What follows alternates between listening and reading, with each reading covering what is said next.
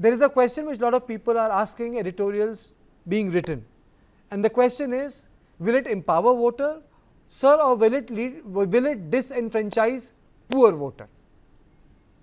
Good evening to you and my co-panelist and all the viewers. Absolutely not. The whole goal of Election Commission is to ensure that only the citizens of the country, they vote.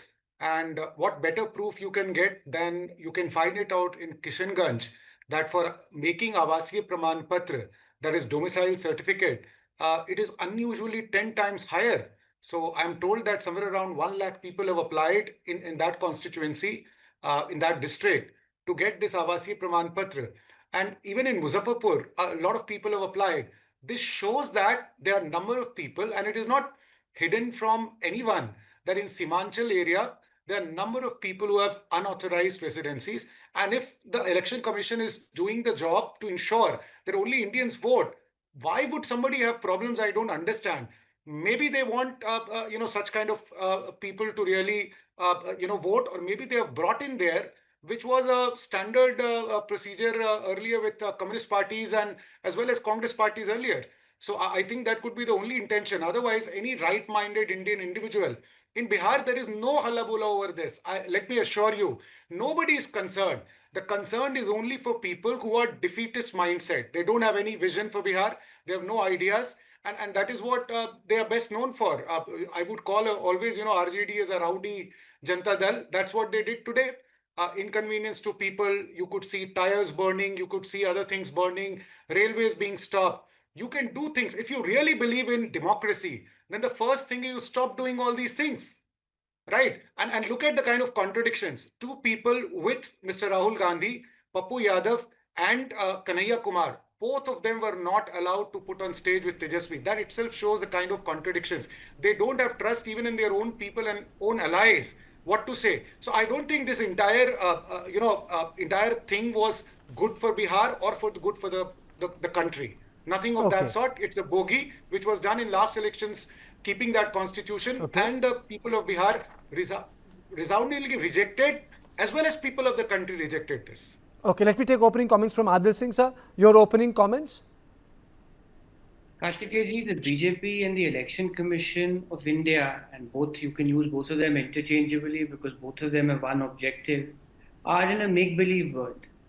They've become delusional. And why I say this is that they are not alive to the ground realities of Bihar. Now, when you look at the ground realities of Bihar, there are people who do not have passports. There are people who do not have service IDs. There are people who are not government pensioners or employed with government or other agencies. There are individuals who don't even have birth certificates. Nobody can have a quarrel that those who are not Indian citizens should not be allowed to vote. But the problem arises is when you undertake a mammoth exercise a few weeks before the elections, when admittedly you don't have the requisite infrastructure, are you leaving out genuine citizens who have the right to vote? I think that is the material point.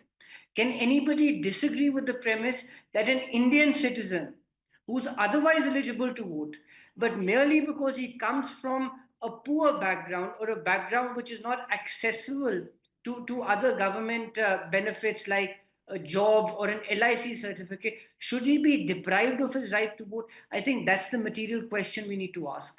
And any person, and I'm surprised by what the BJP spokesperson is saying, any person who's gone to the hinterland of Bihar will acknowledge that there are thousands, lakhs of people who still do not have access to all these public documents. Now, how do you arrange these documents in a jiffy? That's the question. Had you conducted such an exercise a year and a half before the elections, one could have still understood the objective. But the purpose of doing this at the 11th hour is an attempt to bring the NRC through the back door. And let me tell the BJP, this is effectively going to hurt almost 3 crore Indian citizens. Okay. Can you imagine? Okay, I'll come to you. Let me take opening. I'll come to Adil. I'll come to you. Let me take opening comments from Ajit because Ajit had spent time touring Bihar. Ajit, I have a quick question. I mean to say, is this time enough to actually capture the entire voter base of Bihar? and the concern is, what is the percentage of ineligibility which may happen? Because that is where the catch is, 1%, 2%, 3%, and what sort of an effect that might have on the election? You know, I think the timing is all wrong.